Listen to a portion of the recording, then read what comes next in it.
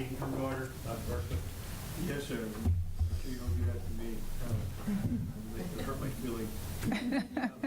Just want to wish all of our trustees a Merry Christmas. This is the month of December, and we're thankful for the things we have, and look forward to the next couple of days and weeks that we have in school.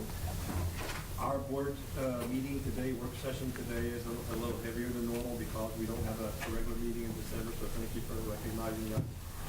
Please be patient. We'll try to get through it. To start off with, I'd like to introduce Ms. Janice Hernandez. She's going to lead us in invocation, and followed by the Pledge of Allegiance. Dear God, we thank you for the opportunity to come and gather together this day. We ask for your hand of blessings on this meeting. We ask that you would guide and direct our meeting so that it is full of wisdom and productivity. Thank you for helping us to accomplish our work and our goals this day. Amen. I pledge allegiance to the flag of the United States of America and to the republic for which it stands, one nation, under God, indivisible, with liberty and justice for all. Honor to Texas flag. I pledge allegiance to thee, Texas, one state, under God, one and indivisible. Thank you, Ms. Hernandez. So do we have three action items, Mr. President? We'll just go in order if that's okay with you. The overnight trip for softball team. So moved. Second. Motion made and seconded. All those in favor, say aye. Aye. Opposed, no. Motion carried. They were so quick today. All right, the next thing is Castem. Yes, Castem is taking a trip to the HEB camp in Leakey, Texas. It's an overnight camp of all the students there. It's part of the HEB Holdsworth, well, not Holdsworth, but CAST network. What they're doing through the CAST network for all the campuses, giving them an opportunity, CAST Med, CAST Tech, and CAST M. Since it is an HEB camp, they've extended that opportunity to do 2 days. So it's, I think it's one overnight that students can go there and do leadership activities. So moved. Second. Motion been made and seconded. All those in favor, say aye. Aye. Opposed, motion carried. The challenge program, AFCP. I think, do we have Victoria here? So this is the after-school challenge program, and it's on page 9 of your booklet. We were able to work with the city of San Antonio after several years of requests to move from a 3-day program to a 5-day program. It's a matching grant, and they were finally able to do that. And so now our after-school students and parents have access to 5 days all week. And so our matching fund is $77,815, and the city of San Antonio puts in the same amount so we can provide those opportunities and experiences for students at 8 of our campuses that are inside the city of San Antonio. So we're asking, this is budgeted, so we're asking the board to approve the MOU for that program for the next year. Which schools are they? They are Indian Creek, Hidden Cove, Sky Harbor, Sun Valley, Meadow Creek, Southwest Elementary, Bob Hope, and Supply Care Park. I have Medio Creek. That's not inside. Isn't Medio Creek outside? Or is it inside? It's inside the city, Oh, the city limits. I was thinking for the loop, yeah. Okay. Need a motion. I move. Good job. Made and seconded. All those in favor, say aye. Aye. Opposed, motion carried. Moving down to information, TAS, USA, potential partnership presentation. Yes, this is an item that we've had some kind of parameter conversation around. It's an opportunity that's coming through a partnership with Texas A&M San Antonio. As you guys know, that there are 7 ISDs on the south side of San Antonio who have signed a commitment MOU to work together collaboratively in partnerships. And this is one of the opportunities in that agreement. And so we have Dr. Shapiro, Dr. Carl Shapiro, with us, Dean of Education from Texas A&M San Antonio. And at the end of the day, this is an 1882 opportunity for higher education. And so he's put together a really good slide to kind of explain what this partnership could look like to go down this pathway. What are some of the benefits that could come from this by creating a partnership partnership. So I'm going to turn it over to Carl to get it, and I'll kind of chime in to his presentation. But this is an opportunity to give our trustees more information and we feel some questions that you may have about what that could look like. Let me just start by saying thank you for letting me come in and speak with you all today. And sorry for interrupting your meal. I understand working lunches, do them every day. And so, as you all are aware, and I want to thank, we've engaged in the Aspire agreement with the 7 districts in South Bexar County, and I want to thank you all for your support in doing that. I think it's a real game changer for South Bexar County for us all to work together in this. And part of that Aspire agreement is for us to investigate ways to do partnerships that would be under the Senate Bill 1882. And so that's what I'm going to be talking about today. I'm going to talk about why university-school partnerships are important and what we can do from the College of Education and Human Development and Texas A&M University San Antonio. I want to first start by saying it's a pleasure to work with Dr. Lee. You all know that he's a great superintendent already, and to have the vision that he has, it makes it very easy to do these types of partnerships and to work together. And so it is easy for us as A&M San Antonio, when you have a good superintendent, to walk in and say, this is a district where we want to partner and somebody that we want to have a long-term relationship with. So we started having these conversations sometime in the spring about how we can advance working with Southwest. You guys already do so many things fabulously, so it's not about the idea of what could we come in and do as a university. It's how do we add to what's already going well, and how do we help to just advance the outcomes for students in addition to what you're already doing. So I wanted to make that clear up front. If you're not familiar with Senate Bill 1882, this was passed a couple of years ago, and it provides incentives for schools to authorize partnerships. And there's a couple of different models that we're looking at, but for Southwest ISD, what we're talking really about is innovation. And the way that it's funded is that 1882 gives the average daily attendance dollars to the district, and then there's a difference between that and what a typical school, charter school outside of a district would cost. There's a funding model that would go to the partner. So the $88 stay with the district, and the additional dollars go with the partner in the operation of the school. So what we end up doing is converting an existing school to a partnership in the district. We work on it together, jointly operating it, and we wrap around the school to give it the opportunity to have the input from a higher ed partner. So what we start with is the district authorizes the subchapter SB 1882 for us to move forward with the partnership. Once that happens, we have a university-based board that would operate with what we're creating as an institute for school and community partnerships under the College of Education and Human Development. And then we would work on the autonomies with the district on what, by rule and negotiation, how we would work together. And then we would work on what accountability measures we would put together as well.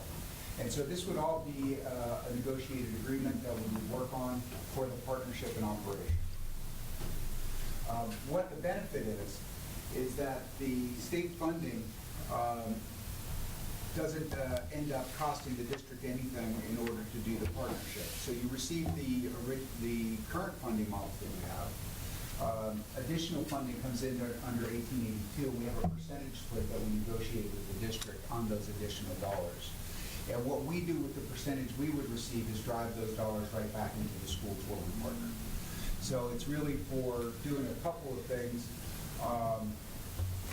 And where we start is by looking at partner, who you would want to work with. And we've decided with Dr. Herseth that we really want to look at just us working with Southwest, and that's why we wanted to come in and present with you. And then you would develop an authorization for us to do the partnership. We would formalize it with a performance agreement that we would vet through with TEA as well. We'd submit those to TEA afterward, and those are due in March if we were interested in moving something forward. And then TEA would approve the additional funding model for it to come back to Southwest and San Antonio. And what they want to do when they review these applications is make sure that you have a good partner that is able and capable of doing performance accountability, that we have the capacity to operate in that way, that we are able to work with you in full partnership over staffing, management, accountability, budgeting, all of those kind of things, and that we have a minimum full-time representative that is tied to the operation of the partnership.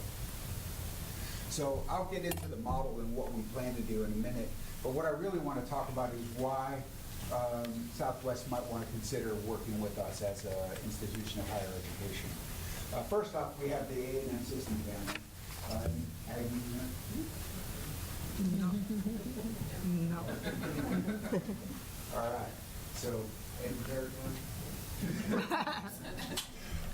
but we've got the Texas A&M Family System. Even if you're not an Aggie, you know the brand is really safe. And so we are one of the 11 institutions for A&M. And what that does when you put into a partnership with one of the institutions, you leverage the brand of the whole A&M system. And so we have the reach, the influence, the recognition, the connections to help advance what you're already doing at Southwest ISD. We, as an institution, A&M San Antonio, share the same mission and goals of the A&M system. And so we are district-focused, we're student-focused, we're community-focused, and if you look at our mission statement, it really is about our dedication to the south side of Bexar County. So why A&M San Antonio? I think you guys recognize from the community, from the newspapers, from the stories that we're getting, even with the Aspire agreement, of how much attention that's received. A&M has a really strong connection to the community. And so we are recognized as an institution that's dedicated to changing lives, that's dedicated to the south side of Bexar County, and that we really put our actions where our words are. So I think having higher education in the south side of Bexar County is such a critical thing that's happened with A&M San Antonio. It creates a beacon of hope. And we all know, whether we're talking about Southwest ISD or we're talking about any other district in the South Bexar County, educational attainment is a huge issue. And we've got to make sure that we are creating that pathway for kids to go to college and for them to believe that they can go to college. Because that's one of the things we find all the time across the districts we serve, is that kids don't always believe that's an opportunity for them. And so creating that pathway, creating that connection with a higher education partner where they can see the branding, where they can see A&M San Antonio is here, it's an easy pathway for them to go to college. So what we end up doing is creating a workforce pathway by working with the district, creating that pathway for them to go to college, and we mentoring and supervising and tutoring. We're then creating that workforce for the future. So we are focused as a curriculum on problem-based learning, challenge-based learning. We help people through our university work on real-world problems. And so we would take that into the partnerships with the schools and help to advance the current pathways that are there, but also to give those additional experiential opportunities that a university has to offer. So the A&M SA brand is really about a distinct culture. As you all know, we are a Hispanic serving institution. We have about 74% of our students are Hispanic. We also have over 70% that are first-generation college students. We understand the challenges that come from poverty. A lot of our students that come in have come from poverty-stricken neighborhoods and families. And so we put together a lot of efforts to address those things, just like Southwest ISD does. And so it's a natural marriage for us to work together with Southwest on some of those same challenges. And so we really see, by being in South Bexar County, that we are all part of A&M San Antonio. That we're already all part of family, as Dr. D was saying. Once you get in the door here at Southwest, you're part of the family. It's the same at A&M SA. We really consider this part of our neighborhood to be in Southwest. So we have some brand pillars One, we know that San Antonio is more than just a city. It's our community, it's our home, and we have to do everything we can do to advance it. So that's a big part of it. Texas A&M System Family is something that we have core values. We're connected to a global network, so we have to leverage that to advance the things we want to do in San Antonio. We're also thinking about how do we transform not just communities but individuals and increase the greater good. And then the last piece is breaking through ceilings, making sure that we're changing the dynamics and the educational attainment and the careers and the prosperity of South Bexar County through the work that we're doing. So why us? We have three departments within the College of Education and Human Development. We have curriculum and instruction, we have educator and leadership preparation, and then we have health, counseling, health, and kinesiology. And the reason I'm telling you all of this is because these departments would all wrap around what we do in a partnership. All of our faculty, all of our students, wrapping around from all of these different areas, from education, educator preparation, curriculum development, from mental health counseling, school counseling, kinesiology, educational leadership, all wrapping around those school partnerships for us to help to advance the community. We also have our educator preparation program, which does the field experience components for our clinical teachers. We have a number of clinical teachers that are placed in the district, and we would work to do paid clinical placements for those students in the district. And then we have just very practice-oriented faculty. Often in higher education, you have folks that come in that are in the ivory tower. If you look in the College of Education and Human Development, while we have really excellent researchers, they all come from education backgrounds. And so they have that connection to the public schools. They know what it's like to be in a classroom. They understand the dynamics of a public school, and they are already connected in many ways to public school districts. So what we're working on in this model and what we're proposing is through an SB 1882 partnership, there's a number of things we could do with funding models. One, and the most important, is we're improving overall student outcomes for the district. And more than anything, that's the most critical piece, right? So working in conjunction with the district and with Dr. B's staff and figuring out how do we do the best thing we can to identify needs areas, areas that we can bring our expertise in and support, and do it jointly so that we can make sure that we have a true impact that we can measure. But across the board with the funding model through the SB 1882, what I mentioned earlier, one of the things we want to do is take some of those funds and for the partnership school be able to fund year-long clinical placements for our student teachers. So they would stay and have this consistency with the district. Our goal would then be for them to stay, if the opportunity presents itself, within the district once they graduate and hire. As you all know, teacher retention across the country is a big issue. And so what we believe is if we could wrap around and bring those students in from the time their clinical placements, select the students that you want for the district, and we support them as they go through their first few years of their teaching, that retention rate's going to improve dramatically. And so what we want to do is take some of those dollars and be able to underwrite graduate education for the teachers in those partnership schools. So that way that we can increase the number of teachers that have master's degrees in the school, and we can have that support system. What we would place is a faculty member in residence. Is that my time? Not you, no. You're good, you're good. Oh, okay. I thought you were being gentle. So what we would do is place a faculty member in residence at each of the school sites. And that would be one of our professors who would be there full time. And we're already doing this model in some way with CASTEM, where we have a teacher there that's underwritten from a grant from CASTEM. So we're wanting to expand that and to do this through the 1882 partnership.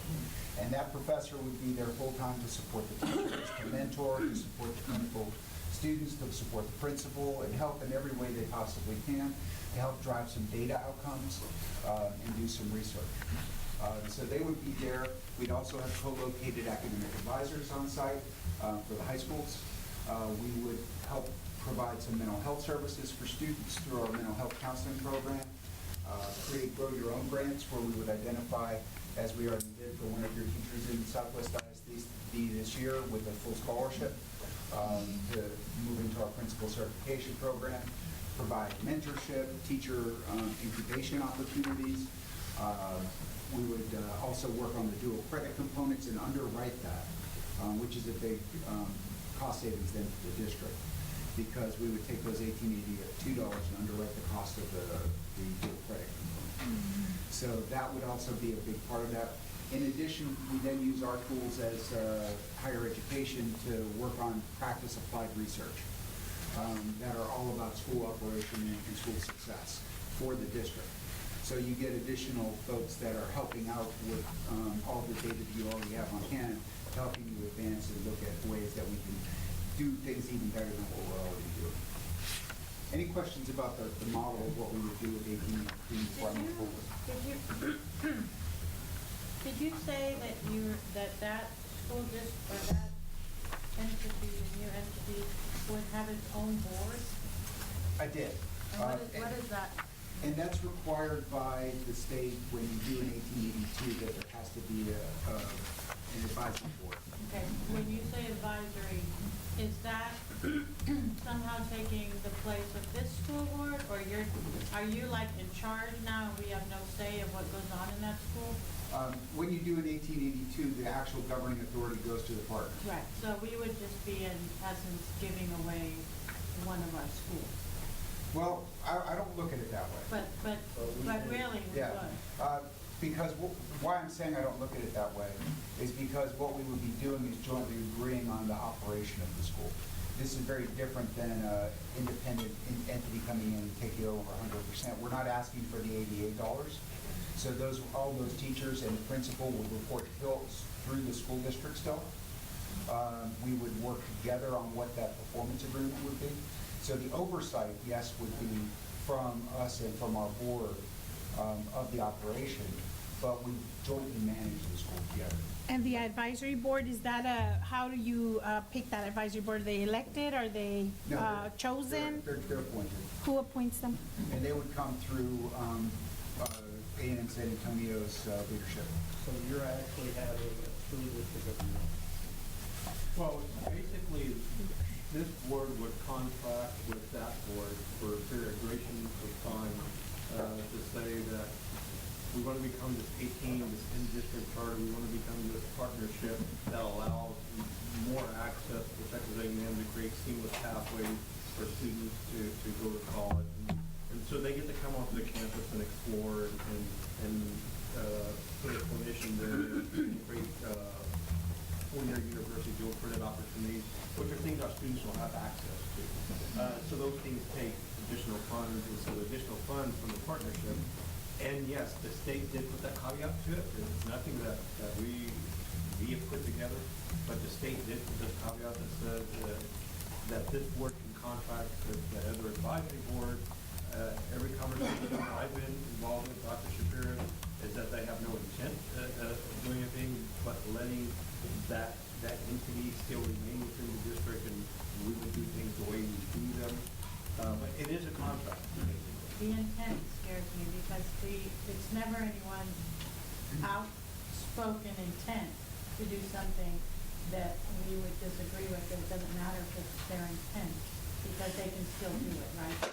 What is the difference between this and what SAISD has been doing, just like turning over their schools to charter schools? What is the difference? Could I answer that? So when you do the contract and the agreement, there's points of it that are opt-in and opt-out with the district. We have no intent of wanting to run your transportation. We don't want to run your staff. That's like that's mundane, right? I mean, it's not mundane, but that's like nuts and bolts. And so we still have to do that. Right. As a school district, we're still doing like the transportation, the maintenance, the food services, all the Right. stuff that we have to do anyway. But But you wouldn't have to if you turned it all over. But how many dollars are we looking at extra per kid to enter into this? And it varies depending on how many, because there's more and more schools who are kind of doing this in the state of Texas. This opportunity would be the first comprehensive type model and higher ed model in the state of Texas. So it is different. I would say that the dollars would vary from $700 to $1,000 per student. And to answer the first question about how is this different from SAISD, there's been no public higher ed institution that's done it. We would be the first public higher ed institution to do this model under 1882. What SAISD has done is really done takeover models where they've given the charter to an independent entity to run the entire school. And like I said, what we would have is the staff still reporting through Dr. Verstead. They would not be A&M San Antonio staff except for the extra people we would pay for underneath the agreement. So that full-time faculty and residents, the clinical teaching staff, that kind of thing. It's kind of scary, and then I was just reminded a few years ago, and somebody is probably too young to remember the Larza ISD. That's what it reminds, it just scares me a little bit that they're gonna come in and make their own little school district. And then we already have growing pains with our STEM because it's almost its own entity within our school district. We haven't even worked that problem out. And then this is like even bigger. So, it sounds like a great opportunity to give to our kids like more of the higher education, but I don't know that, isn't it something we could work with the colleges ourselves and put more money into that ourselves rather than jumping a gun and giving away one of our schools? Well, question, are these students going to be with you all the time? I'm not sure what you mean by that. Well, are they going to leave our campus and be on yours? Oh, no. This is not, it would stay with the same exact Oh, campus. you're thinking of giving away Southwest Legacy. Okay. We're not giving away, we're I'm contracting with for a duration of time, under a policy that the board would either approve or not approve.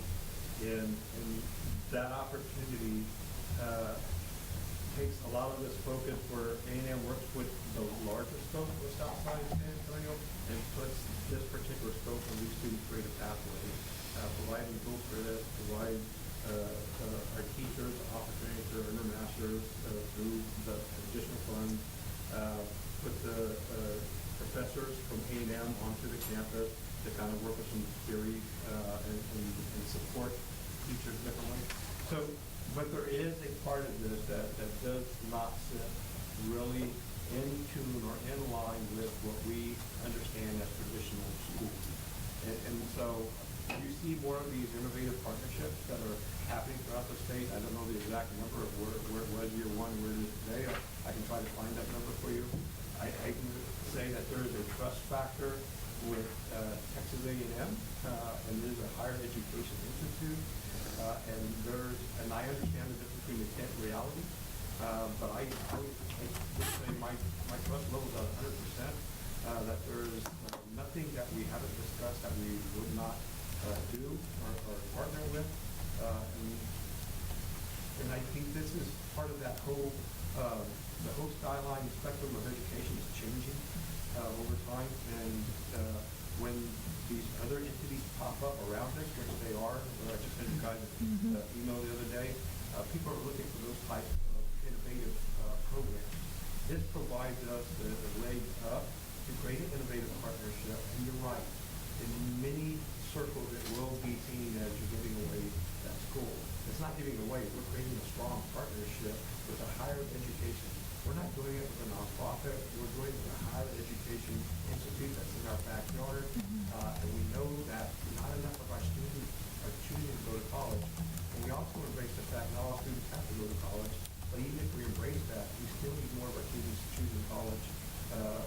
We see instances where they're accruing dual credit through the year, they graduate, and then they accrue no other college credit beyond that. Maybe working with a higher education institute, we can try to create, working together with them, some other opportunities where we get more students going to college. The one program we're very interested in is a teacher preparation program. Like creating a 2+2+2, hopefully, model for the master's degree. Students start that program in high school. They're even going to work with college, or they transition straight to a four-year university. But we think that the proximity of Southwest Legacy, the programs and opportunities that exist at Texas A&M is a really great opportunity to, and you're right, it's a 5-year chance. But I'm very confident in folks that, at A&M, that their intentions are to do right by our kids, not do. And how is that going to be equitable at all for our kids that are going to South the Dragon? Yeah. I mean, we're real big into equity, right? Because we're already making that campus equitable in programs and everything, because we don't want our kids to miss out. So what about those 2,500 kids that, well, now if I have a kid there, well, I want them over there. So what's going to happen there? It's a great question. So part of creating the innovative opportunity is you create a laboratory where you can learn things, and if we create this pathway that's more seamless for students over here, what we did there is to apply it over in non-1882, but the idea that our kids are transferring over there using this path, and we apply the same model to Southwest High School, that needs to be worked out, but it exists. So the idea is create these opportunities, learn from them, and then take what you learned and apply it as a non-1882 partnership. And I have a question, so the staff and the administration, would they answer to you? Or would they answer to a different person? Who would be, Who's their who's their, right? Yeah, as far as I'm concerned, it would be basically, as I report to this board, and basically for that, those entities report to that board. But the day-to-day employees would be Southwest ISD. So we would hire them and we would decide who gets promoted and who gets put in place, I guess. No. Well, in would that go to school. that. Oh, okay. When you contract with that duration. What if they send a teacher like me over there to, what would you do? First of all, I thank God that. So you guys would do the hiring? So the day-to-day operations technically go to the advisor. For that particular Think about it, except recommend that they get rid of them. they would have that authority through your contract with them. And Can I explain though, with the contract piece, we have no also desire to be the HR piece as well. Oh. So we want to work with the district and have voice in hiring, but not to take it over 100%. And we would write that into our performance agreement. And so we want to have, so we are doing this with other districts too, and looking at it right now with 4 total schools, including the one we're looking at with Southwest ISD. Would there be any problem with athletics for these schools?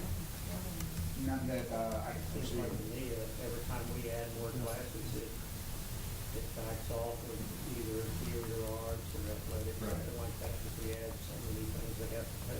And we're not going to add anything that Dr. B wouldn't want us to add. You know, I believe what both of you are saying, but the whole world is going to distances. Our grade, the state comes out and says you have to make this, and we're making this. So we tried 1,000 different things to bring it up to you. Yeah, what I'm saying though is that I don't think the 1882 partnership is going to impact the athletics or arts. I think if the state does something different, of course that does. But we would be working together. If there's a new pathway we have to create, we'd be creating that jointly. But in terms of the hiring, we would, while the state requires that we have a say in that process, we don't want to take it over. We want to do that jointly and just be able to collaborate. Yes. Yeah, it's not really a question, it's more of a thought, and that is, because my question was, are they still the Titans? And I know that sounds funny, but the point of that question is, if it is a big transparent change, and it looks like to them and everybody else that they're not part of the school district anymore, I think that's bad. I We don't think would that not want to change your If school name. it was transparent, in other words, it's just taking place, and all it's really changing is the leadership structure with regard to that project. Well, that may be something different. But we clearly don't want a situation where they're no longer the Titans. Absolutely. Yeah, Well, that's a great comment, and you're right. Nothing on the ground changed. back when Senate Bill 1882 was being looked at, no, well, the year 1882.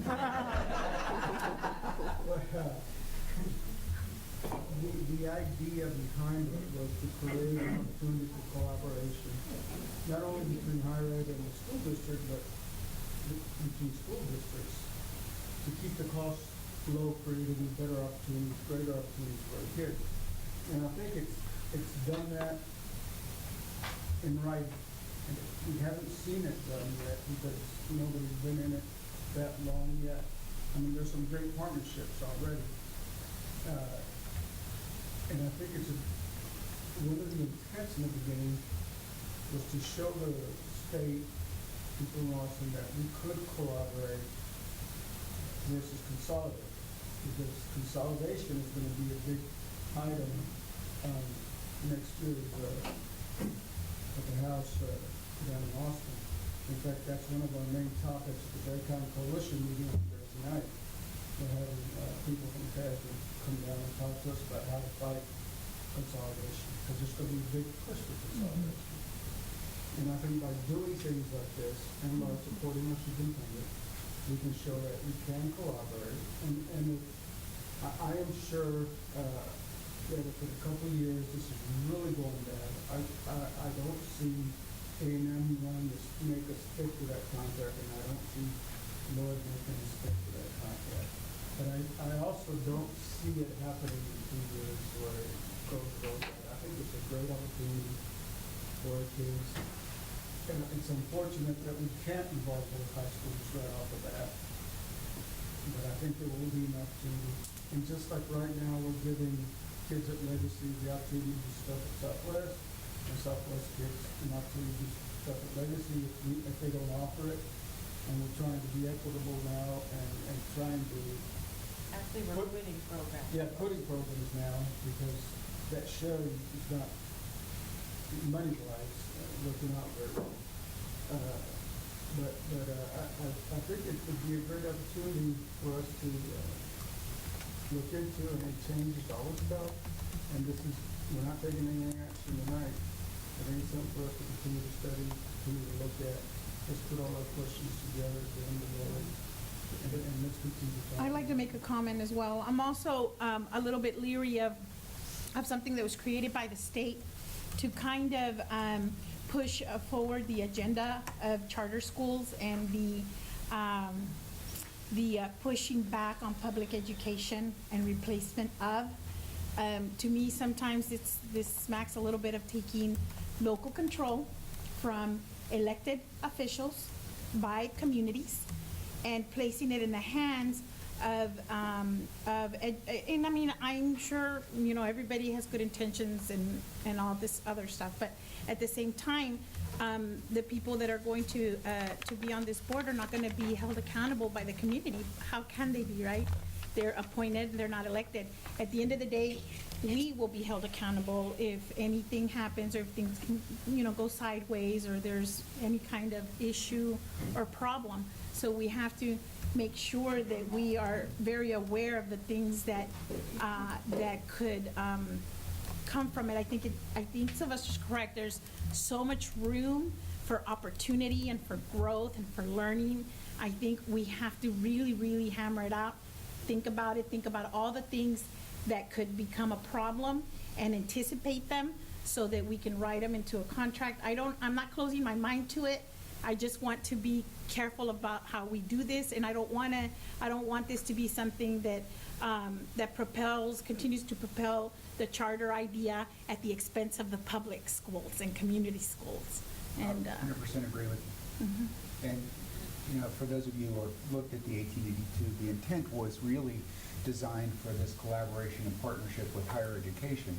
It has taken on the charter feel, and that has given it some negative connotations, Right. especially with school boards. The only institutional university partnership has been with Texas Wesleyan, and that one's going well. But we know that in a lot of cases, the charter takeovers have gone very poorly. So that's why I was very careful to say that's not what our intent is, or even under contract, how we would write it. We really want it to be a joint partnership. But does it add to that backstory, the answer is yes, it does. To participate in, I'm just looking at the opportunities to support our students. Right. And I think they are there for our students, and I think if we're in a partnership, if we don't do this, we'll never know. If we do it, let's have a time period that exhaust at some point. But it's basically saying, we want to contract with this higher education university, we're not considering any other entity, nonprofit, or any other foundation or thing. Our interest is because it creates a partnership. And we're talking over here, don't look at the outcome of this, but once upon a time, we had an investment project in our district that was, at its time, it was considered innovative, and it was a contract that we did with an outside entity. And it had a lot of benefit to it at the time when technology was emerging into education and how you get access to that technology. Well, this is that same type of opportunity that says this is an innovative opportunity. It does come at a cost, and that cost is contracting out to another entity. That other entity is more information we want to bring you back in January or February, because I think we need to keep talking about this over time. The application deadline is in March. You have that timeline, I believe, in the handout that you have here. But we'll keep talking about that. On the governing structure is representation from Southwest ISD. That sits as the position, just like everyone you sit as a position. Southwest ISD will have a position on that as well. Now, the majority of that governing structure has to be the higher education board. So as long as 5149, that meets the criteria that the state set out to trigger the additional funding and be considered a partnership. Can I just ask one quick question? I'm looking at the list of these rural partnerships that are on here. The majority are elementary, middle school, and the biggest school district is SAISD, and they took their CAST, I say take, they partnered with them for their CAST.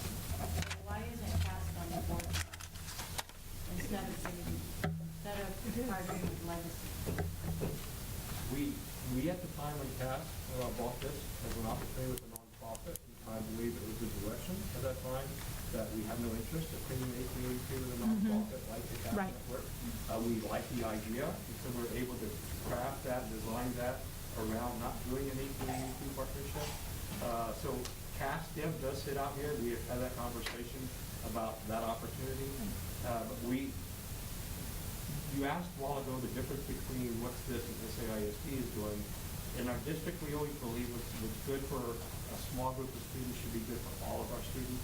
And we're trying to apply the same philosophy to this, is that if we're going to do this, let's do it with a comprehensive high school, because if one student benefits, maybe 2,000 students will benefit from the experience. Part of the other criteria to do this is it has to be its own standalone campus.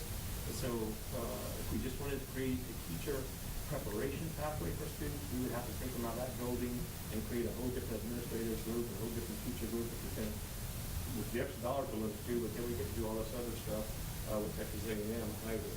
So the difference is we're taking the macro approach that says if we're going to partner, let's partner with one of our comprehensive high schools and see what we can learn from that, what benefits come from that, what pathways we create for our students, as opposed to saying we want to do something really, really great for 200 students. That's the way. And why did we decide on Legacy?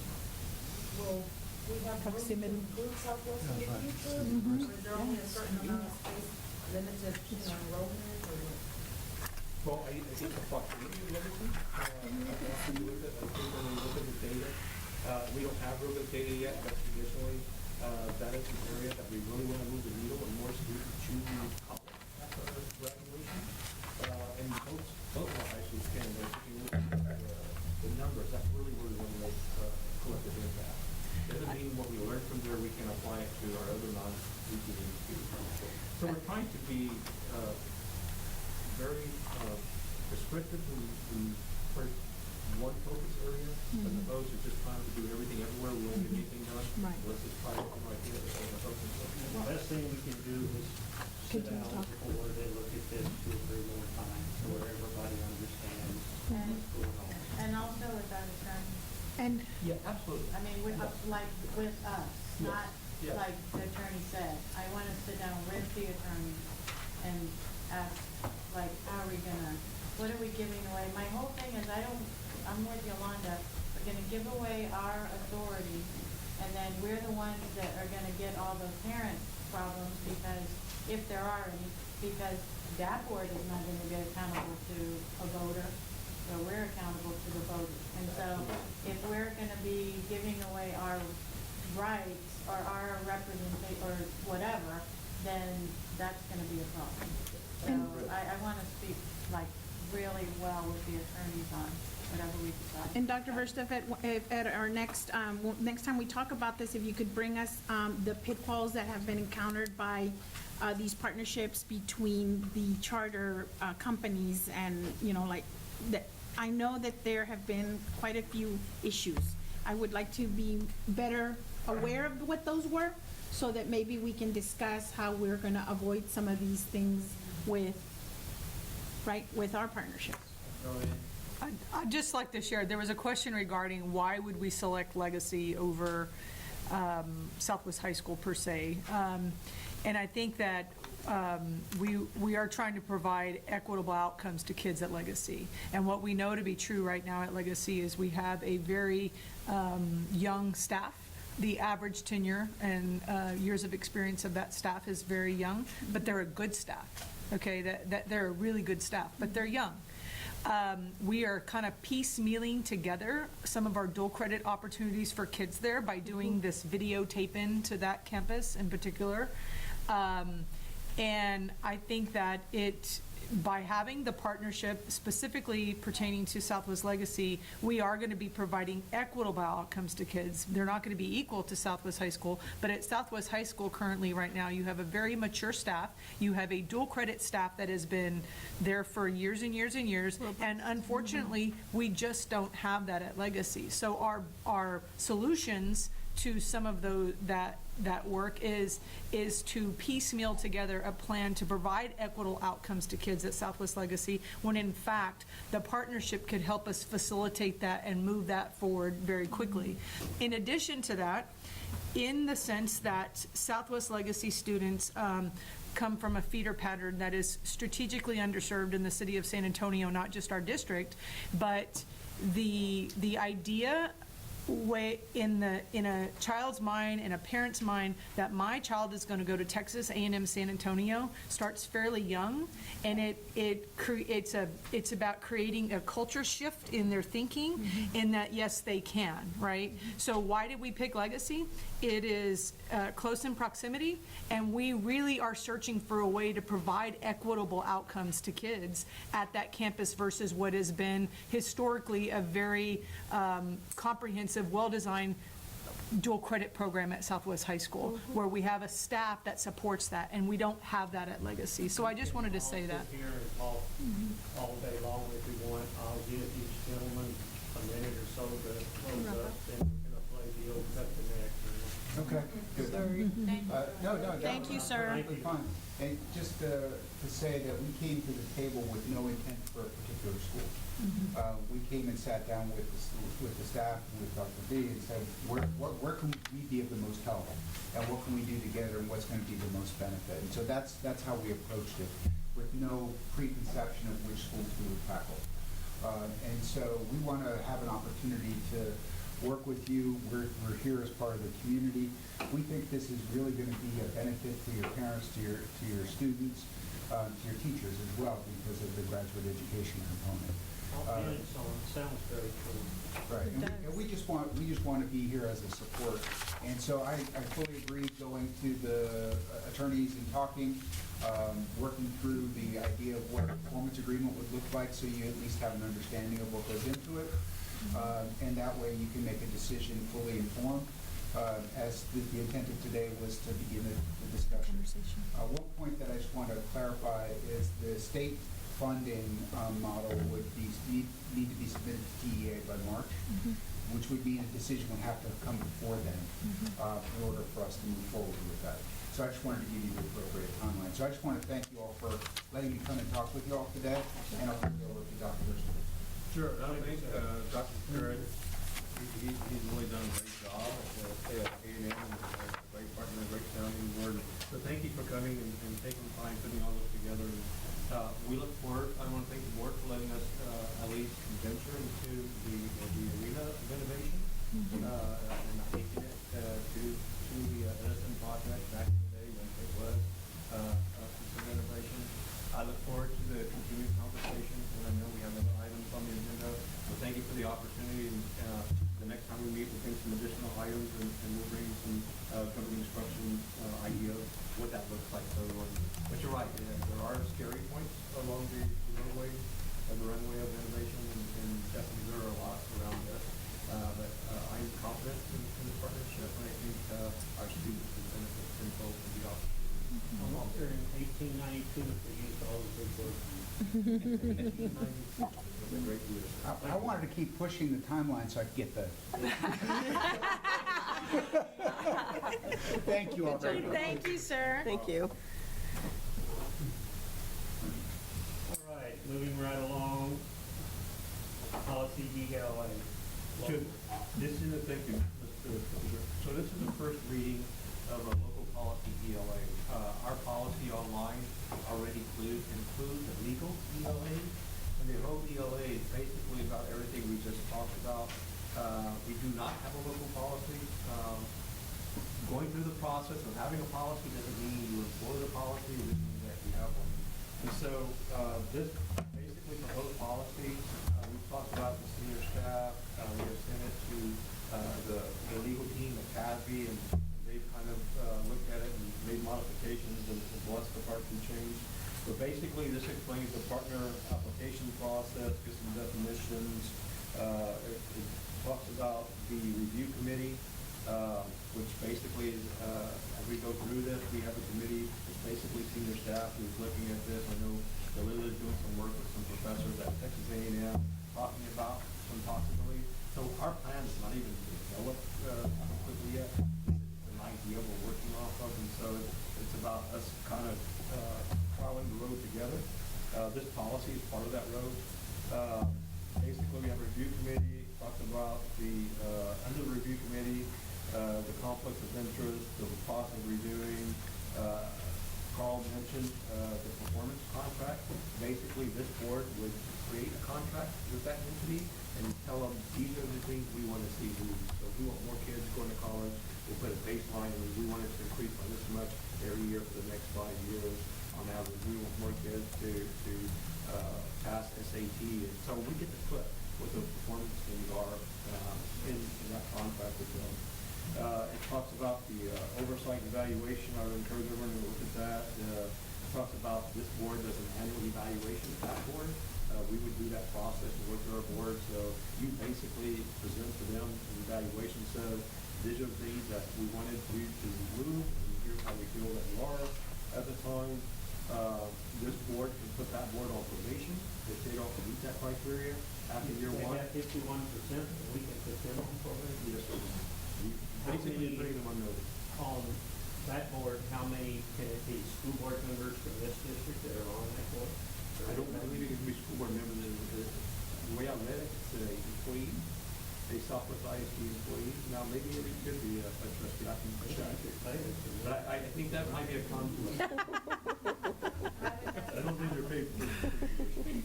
He remembers this is videotaped, right? This DLA policy basically outlines this board's ability and authority to relegate that charter. Contract, if it's not working out with them, you have to put them on notice, you have to tell them where they're failing, and if they don't get it right the next year, there's a process that we can revocate that contract we have with them. I know one of the changes that we put in here, and CASB approved it, was on page 49 under contract renewal. After the 5-year period, this board can say that we want to renew the contract, and things are working really well, work is going, we like it, Great Park hasn't changed anything in our district, because I don't think beyond the conversation at this level, you're gonna see anything, any different there, other than there's gonna be other Texas A&M folks on our campus. But the legal has 10-year, and then the local has got a 5-year duration to it, and we can obviously that's fine. That we can do it 5 years increment with both of them. And then on the last page is this local policy, which is several pages long, you're welcome to read it. We included item number 4 under decisions not to renew on page 50. This wasn't on the legal, but we added on local. Other reason as determined by the board not to renew. And so there's some things that we want to give the board complete autonomy that says we're getting to work and we're just not happy. We went out and we had 5 years.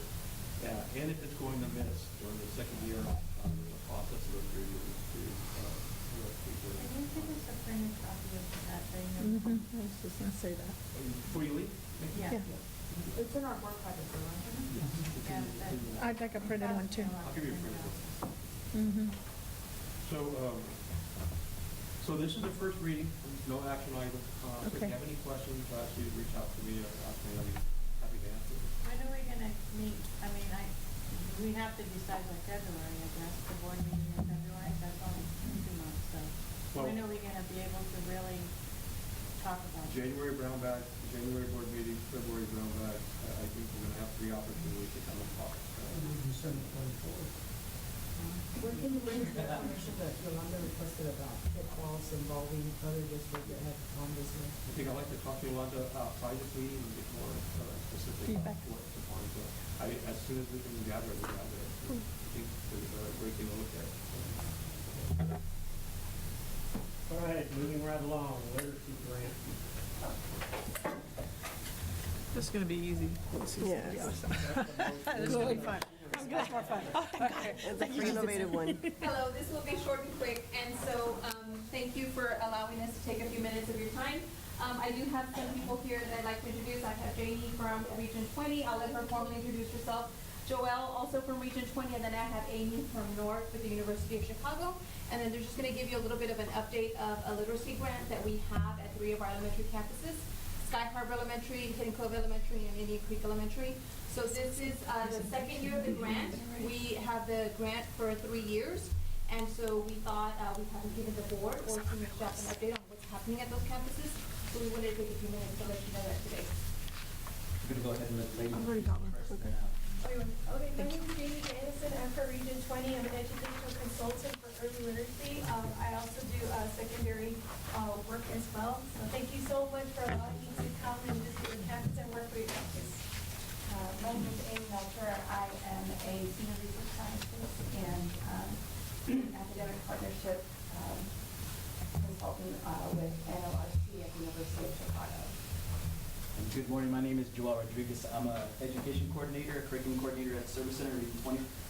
Jamie and I are both local. Actually, Amy is also local. She works for North, but she's a local person here that helps us to affect the grant in itself. A few years ago, we were actually approached by NLRC at the University of Chicago to apply for a grant for the Department of Education. And as we were approached by that opportunity, we wanted to be able to make sure that it stayed true to our core beliefs and our mission at Service Center, which is to provide solutions for student success. You guys are our clients. The Southwest ISD is one of our clients as a Service Center. We provide support to you directly. And we wanted to make sure that the opportunity that was being proposed to us, that it would be something that would be mutually beneficial to all of the partners that were going to be involved in this process. The grant in itself was targeted at finding a way to be innovative in its approach to literacy, as the grant is named. And when we were approached by this opportunity, we wanted to make sure that as we looked at this, that there were 3 things that we could positively affect. And those 3 things were that the teachers on your campuses would have good professional development so that when literacy was approached, they would have the right tools and the right skill set to be able to deliver instruction in that regard.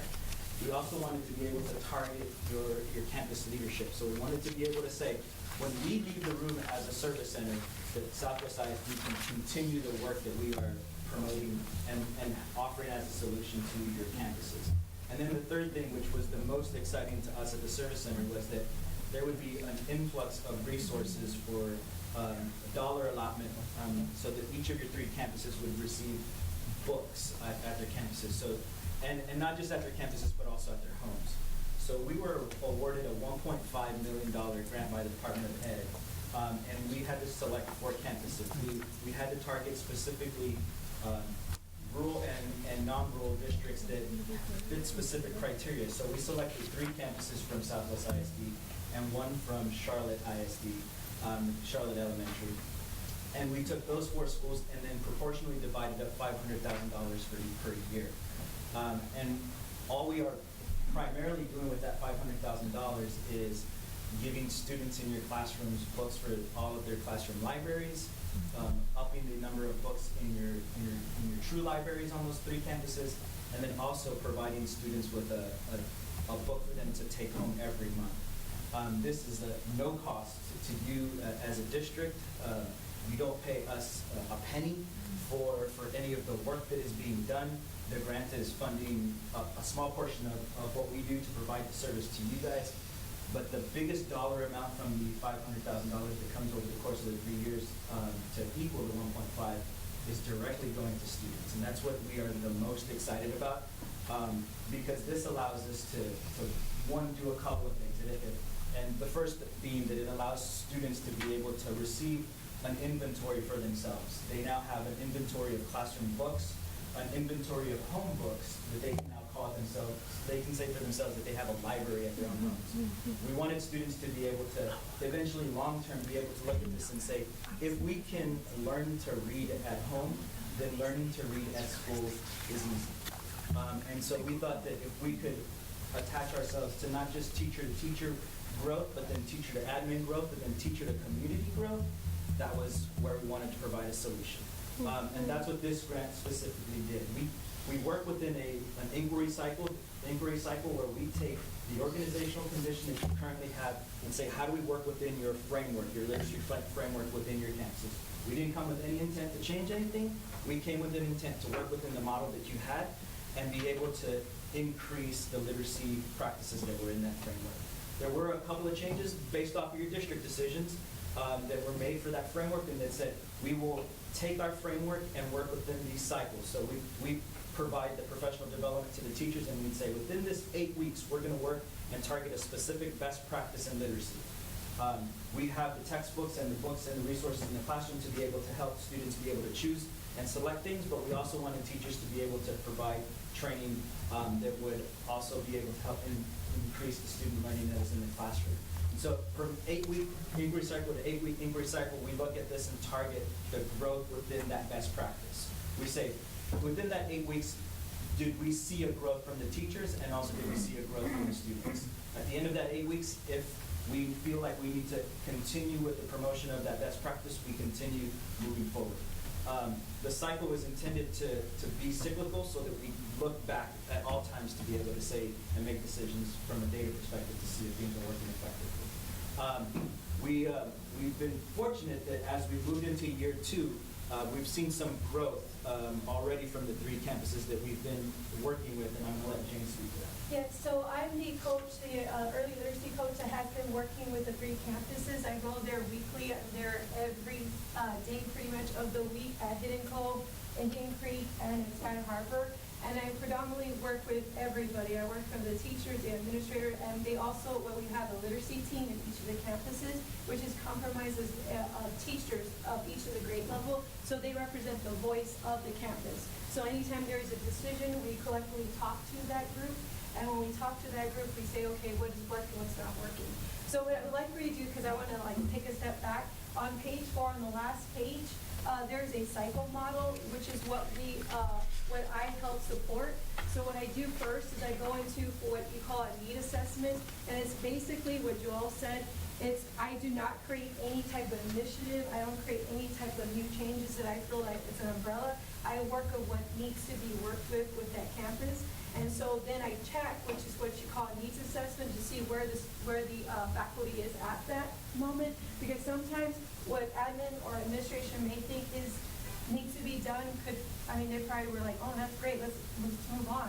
So I do the needs assessment. Then after I do the needs assessment, then I work with the literacy team, and I say, okay, so what do we need to do, because there's only one of me, and there's a very small group of you, so how can we roll out this plan? So then we roll out the plan. And then after we roll out the plan, then I provide a model teach, or I provide a mini PD with the campuses, depending on what it is. And now we're getting to the point where because the original model was that the administrator had teachers going to see other teachers, and that cost money because of subs, and also it took time from instruction. So what we did is now we're initiating what we call Iris Connect, and Iris Connect is basically an audio-visual program that they're videotaping the teacher, but it's not supposed to be for a T-test evaluation. It's supposed to help the teacher grow in pedagogy, and that has helped so much and has gained. Right now, the first cycle we worked on, which was what we call interactive read-along, we had basically 0% participation, which is where the teachers were not reading to the students. They thought that, well, if they get read home, or they would give a book, and they were really checking to see if the child was actually comprehending or gaining fluency. And so what we did was we did a rollout, and now 100% of all 3 campuses are participating with interactive read-along. We had teachers that literally would sit on their chair and would kind of like stay back, and now they're like on their chair, like telling their students, give me evidence, show me the evidence. So now there's a lot of students talk now, and we are gathering that data through qualitative data, which is Google Form data, so we have that to share with you if you ever are interested in that. Now the next rollout we have is a really intense rollout, which is a small group instruction. One of our campuses decided to start off with small group instruction, and in the beginning, because they didn't want to continue interactive read aloud, we had when the needs assessment, which is basically to see where they were at, only one teacher had participated in it, and we were basically kind of stretching. We're like, it looks like small group instruction, but it really wasn't. But we're like, one teacher did it, right? So now, after an 8-week cycle, 100% of the campus is participating in small group instruction, and we looked at their benchmark data, and I believe 15 or 10 teachers grew in points in the benchmark data, like 10 or 9 points in that total. So we were extraordinary, like, pleased. The coaches were dancing in the hallway. I was dancing, admin was dancing. It was just a remarkable change, because when we did the needs assessment, we always take a survey to see where the teachers need. What can I do as a coach? What can we do as a campus to help you? And what they asked was, well, we don't want to participate. We went from that to, oh my gosh, it's working, please help. Now our next phase is, okay, so let's work on questioning, let's work on the rigor, let's work on complexity. The next thing that we're also intertwining within and integrating is STEM, the STEM focus of it, because I have a specialty in STEM from my background. And one of the campuses is actually rolling out a STEM program with the books that are from it. So again, we're not bringing anything brand new. We're not saying, okay, buy this book. We're using what they're given, and they're really excited by it. So every grade level from pre-K through 5th grade is participating in all the cycles, as well as Iris Connect, as well as the STEM focus on there. So we're seeing a lot of growth. Now, as always, there's always room for growth. Next year, we're going to continue working, but just like I talked to all the admin, the teachers, the campus in itself, is that we're always going to grow, we're always going to get better, and that the following year, we're just going to refine that. So, and luckily, I work with a really amazing team that we have worked together. Amy represents NORC, and so I'll let her share a little. Yeah, so from the NORC perspective, we look at the design, we really develop the needs assessment and the rubrics that the teachers use, and the rubrics that the literacy leadership teams have used in looking at when the teachers have been recorded with the Iris. So, we're really about building collegiality, a collaborative atmosphere, and, the whole point of it is to work ourselves out of the school and having, that capacity built right there. So a wonderful changes are happening in all these schools, and a real cultural literacy is happening. So it's very exciting work. And the last part that I wanted to bring up is that in the program, there's a community aspect of it. Physicians are given allocated funds to provide libraries in their offices. And last year, the doctors had said that they were having a hard time filling out the grant paperwork because they felt that they didn't know how to do it, or they just felt that, with everything else going on. So what the schools did was they saw the need, so they actually developed a special team. And what they're doing is they're working with the physicians to fill out the grant paperwork. And that now, I believe 2 medical facilities here in your own neighborhood has actually said yes. And the campuses have taken it up on themselves, because one of the other things is classroom libraries. They're going to decorate the libraries just like they have done in their campuses, so that the students, when they're in the doctor's offices waiting for, that wonderful flu shot, they can actually grab one of the books that will be decorated just like their campus they have in their own environment. So there's a lot of wonderful changes that we're seeing with the ILO grant. So thank you so much for allowing us to be part of your wonderful district. Thank you. I get the fortune to be sort of like the Santa Claus, as we're in Christmas spirit, of the project, where I get to manage the $500,000 per year. And I told your campuses at the beginning of last year, I said, think of this as a huge piñata filled with books. And the more that you hit this piñata, the more the books fall out. I said, keep hitting until I tell you there's no more. And so as we've done that, we just emptied out the full $500,000 that we could last year, just to bring an influx of books to your students. One of the beautiful things is that every month students get to select a book for themselves and take that home, and it becomes part of their own library. So this really has helped address just the overall need that students need access to books. Your teachers are doing a fantastic job and continue to do a fantastic job of just being with kids to teach them the phonics and the literacy of how to be good readers. We're truly excited that you've allowed us to be a partner with that and continue to help provide solutions for you. So thank you for your time, and we're looking forward to a great year 2 and then also year 3. And I would just say that the success of this grant and the success of the ESC and our work would not be possible without the work of Velia. She has been such a blessing to all of us and to Southwest and to the 3 campuses. So thank you for everything. Thank you. And we forgot to mention it's a $1.5 million grant. Real quick, what happens after next year and we're out of the piñata? So at that point, the classroom libraries that we've provided, they stay stacked to your campuses. We don't take those back. So classroom libraries, level readers that we provided, all of those stay with the district. Those have, we've actually, that was part of one of the issues that we had as far as what happens when a teacher unfortunately leaves our district? Do they get to take all those books that they're provided? The answer to that is no. So we work together with your librarians to be able to code those books so that they're tracked and kept with their campuses, so that no teacher walks off with them, that they stay with the campuses. The only books that will be going home are the ones that the students select monthly. Beyond the work of that, our goal is that ultimately, we want some job security and all of this, right? We want to continue partnerships for sure. But one of the things that we've all collectively said as part of this grant is that we want your staff to be able to continue the work of this when we are gone. At the end of it, if there's an additional need for us, then we're glad to be able to come back to the table.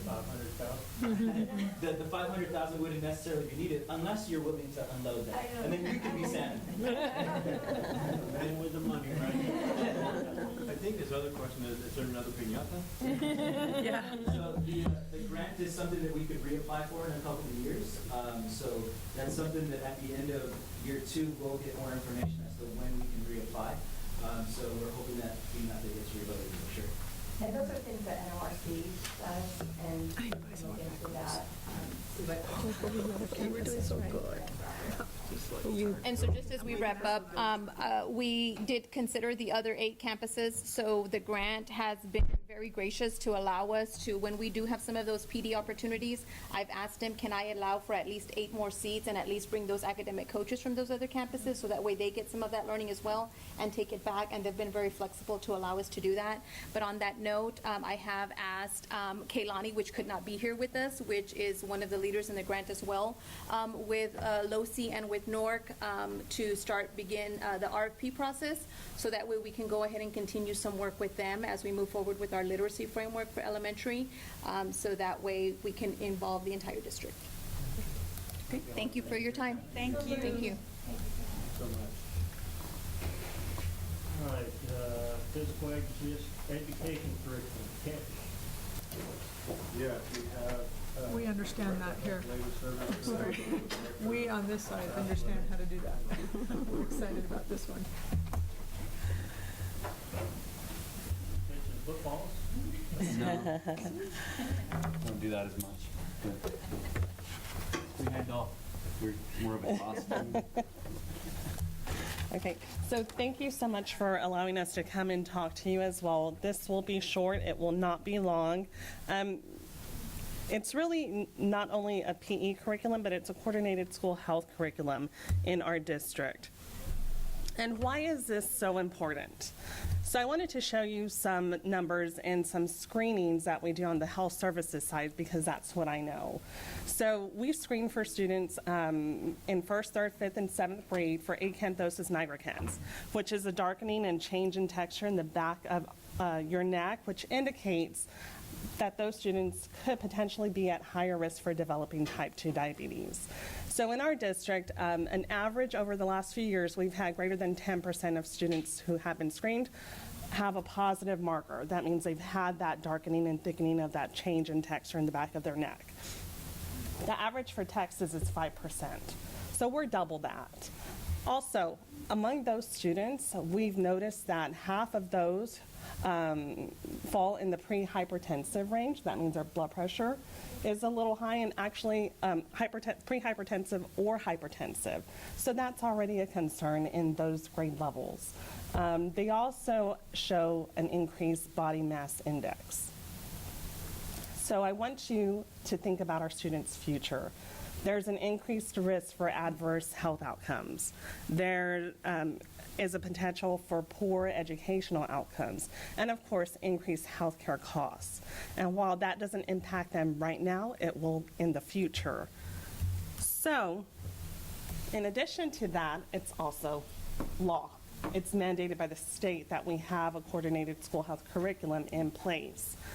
And we reviewed a few.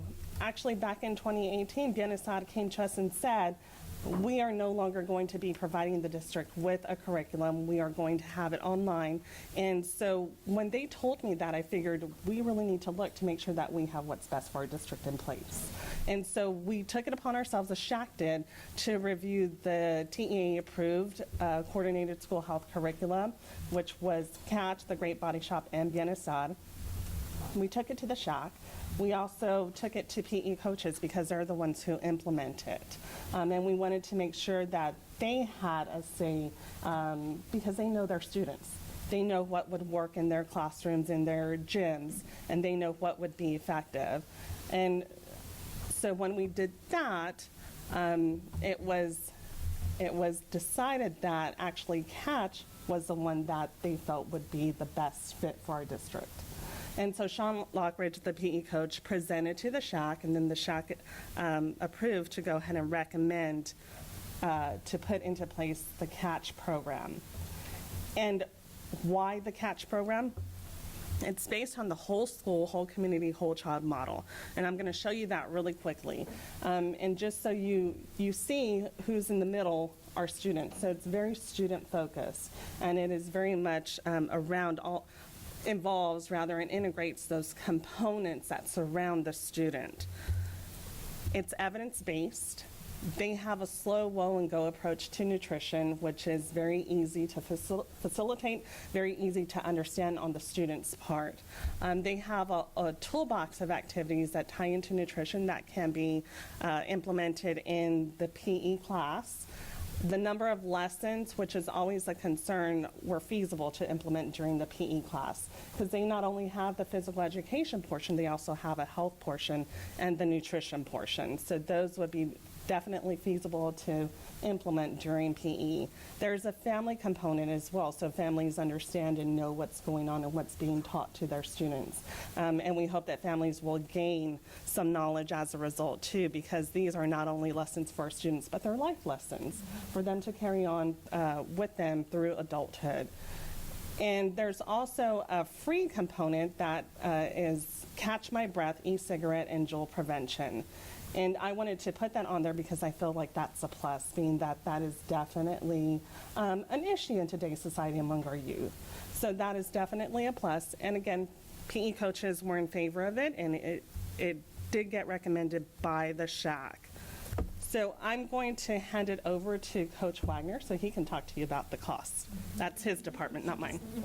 Yes. So basically, in working with senior staff, that it is in all of our elementary schools. So each of our schools will pay their portion of it. It's actually a little bit more expensive for the elementary schools than the middle schools. It'll be a one cost that we'll do once we get approved. And so it's 11, I mean, you can see it up there, and a recurring cost of $300. It's pretty affordable by campus standards. They all have PE budgets. They will have to, a few of them will have to amend that to a certain degree. I presented to the principals last Thursday. They were all in agreement with that, including the amendments and all that kind of stuff. Our coaches are very excited about it. We actually had McAuliffe won a grant through the Education Foundation, in which they chose Catch, and they are already implementing some of those things at McAuliffe. So they kind of were part of that, and it was a very overwhelming consensus to go with Catch. That's all I have. Okay. So that's all I have. We just wanted to bring that to you all and inform you of the new coordinated school health program that we will be moving forward with. Any questions? Are you implementing that right now or next year? So we're looking at January to train them. Oh, okay. As soon as we can get it, we want to get it going. Okay. Anybody else? How is the training taking place? Is it going to be on their off days or during school days? We will probably look at using the campus, our staff development days, and Catch will come in and they do it, and we'll pay for that training. Well, thank you all for coming. Okay. Thank you. Thank you, guys. One more, Peter. Catch and ECHS update. So I'm going to have Zelene present on P-TECH and early college high schools. What we're trying to do is remove the barrier of our students being able to take additional courses for dual credit. So currently, we do not have a designation, and so we have asked TA, we've submitted an application in order for us to get this special designation of P-TECH and early college high schools. Okay. So I wanted to start off by saying that the pathways that we currently have, we're looking to enhance them with our dual credit opportunities, like Dalila was saying, to go above the 42 hours for core complete that we have without the early college high school designations. So the difference between P-TECH right now and early college high school is the opportunity. You still have your high school diploma, you still have your associate's degree, but you do have an opportunity to earn a certification, level 1, level 2 certification, and an additional work experience at with the industries. Right now, we currently have the 42-hour ceiling, so we want to go above that and have our students earn up to 60 hours or an associate's degree for early college high school designation. So our journey started back in May. I'm not going to go through every single bullet, but what we did is we really looked at the labor market statistics, look at what wages were in demand. So we know that IT was one. We're looking at just our regional workforce data. IT and health professions were the top two as we looked, and we met with our different administrators from the campuses to see, looking at your campus, what would be a good pairing for either early college high school or P-TECH for our CASTEM high schools.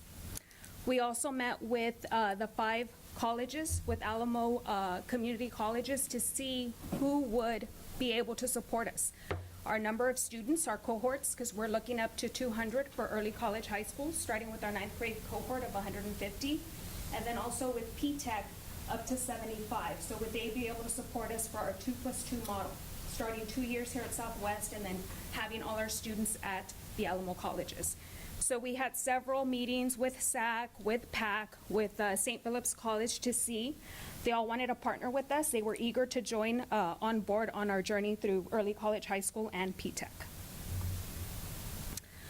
So in September, we found out that Alamo colleges did accept our request for proposal for our 3 campuses. So we started the planning phase, and we knew in October TEA was going to open the deadline for the applications. We had our first kickoff with our middle school and our high schools administration, because our P-TECH and early college high schools are going to affect our 7th graders that are sitting at our middle schools right now. So what do we have to do? Bring awareness to the middle schools as far as TSI, getting them ready for dual credit courses. Also, in addition to that, we met with CNI, met with, again, campuses to really solidify our plans for early college, high school, and also for P-TECH. In the end, we looked at engineering and AMT for CAST-STEM. So we're looking at a 75, our 9th grade cohort coming in, which is the identified number right now is 75. Looking at P-TECH for engineering and for AMT for CAST-STEM high school. We also have for Southwest High School looking at Associates of Science for health professions, and then the Associates of Applied Science for cybersecurity. So we are offering for both high schools an academic and then also a workforce option for our students.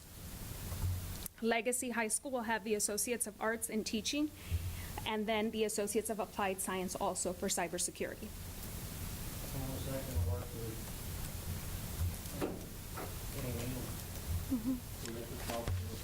Legacy and Southwest High School, creating pathways there, aiding to whatever we have working, they will support us.